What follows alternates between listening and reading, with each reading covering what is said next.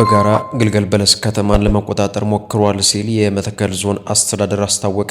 የመተከል ዞን አስተዳደር የፋኖ ኃይሎችና የጉሙዝ ኃይሎች ግልገል በለስ ከተማን ዛሬ ማለትም ነሐሴ 5 2018 ዓ.ም ከንጋቱ 12 ሰዓት አካባቢ ለመቆጣጠር ሞክረው እንደነበረ ገለጹ። የዞኑ አስተዳደር ይህ ኦፕሬሽን እንዳልተሳካና ከተማውም ወደ ቀደመ ሰላሙ መመለሱን አስታውቋል።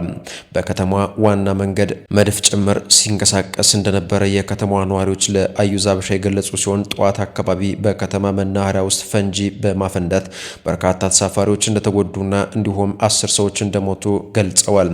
ተጎጂዎች ፓዊ ሆስፒታል ሕክምና እየተደረገላቸው መሆኑን ገልጸዋል።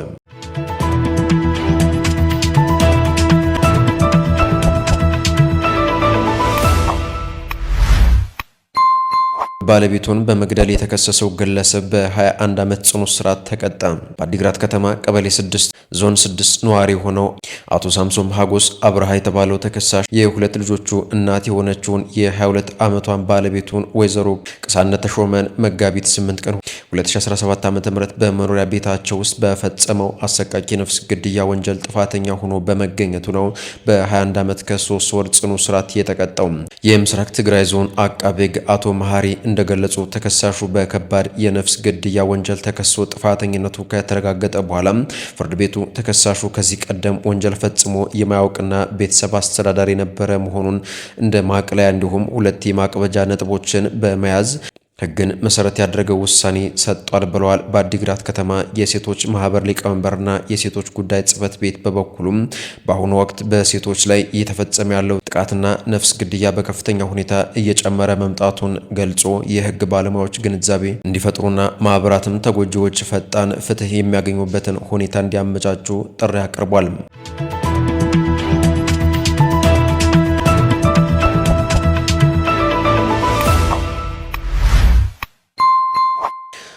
በሌላ በኩል ከራያ በጦርነት ስጋት የሚሰደዱ ህጻናትና ወጣቶች የአጋቾች ሰለባ እየሆኑ ነው ተባለ። ከራያ አካባቢ በጦርነት ስጋት የሚሰደዱ ወጣቶችና ህጻናት ወደ የመን በሚያደርሱ ደላሎች አማካኝነት የአጋቾች ሰለባ እየሆኑ መሆኑ ተገለጸ።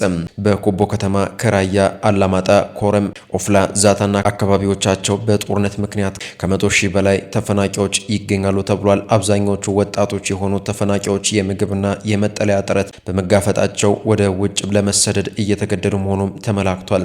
ይህንን ሁኔታ የሚጠቀሙ ደላሎችም ጉዞውን በነፃ እንደሚያስጀምሩ በመናገር ወጣቶችን እንደሚያግባቡ ተገልጿል። የመን ከደረሱ በኋላ ግን በአጋቾች እጅ በመውደቅ ከፍተኛ የገንዘብ ክፍያ እንደሚጠየቁም ተነግሯል። የጀርመን ድምጽ ያነጋገራቸው ወጣቶች በስደት ጉዞ ላይ ችግር እንደሚያጋጥማቸው ቢያውቁም በኮቦ ከተማ ካለው ኑሮ የተሻለ እንደሚሆን በማሰብ ስደት እንደመረጡም ገልጸዋል። ቀደም ሲል በአብዛኛው አዋቂዎች ይሰደዱ እንደነበር የገለጹት ወጣቶቹ አሁን ግን ህጻናትና ሴቶችን በስደቱ እየተሳተፉ መሆኑን ተናግረዋል። ወጣቶቹ በኮቦ ከተማ ተረጋግተው ከመቀመጥ ይልቅ በህገወጥ መንገድ ወደ አረብ ሀገራት መጓዝን እንደሚመርጡም ዘገባው አመልክቷል።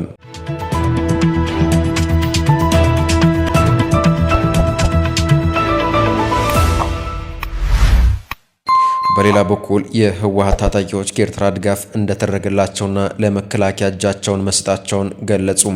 በኮር 32 አርሚ 13 ክፍለ ጦር እርደ ትግራይ የኃይል መሪ የነበሩት አድራ ነጋሽ እንደገለጹት ከአዲምቲ ተነስተው በኤርትራ መኪናዎች ታጅበው እስከ ኢትዮጵያና ሱዳን ድንበር ተጓጉዘዋል። በኋላም በነበረው ውጊያ እጃቸውን ለመከላከያ ሰራዊት መስጣቸውንና በጥሩ ሁኔታ እንክብካቤ የተደረገላቸው መሆኑን ተናግረዋል።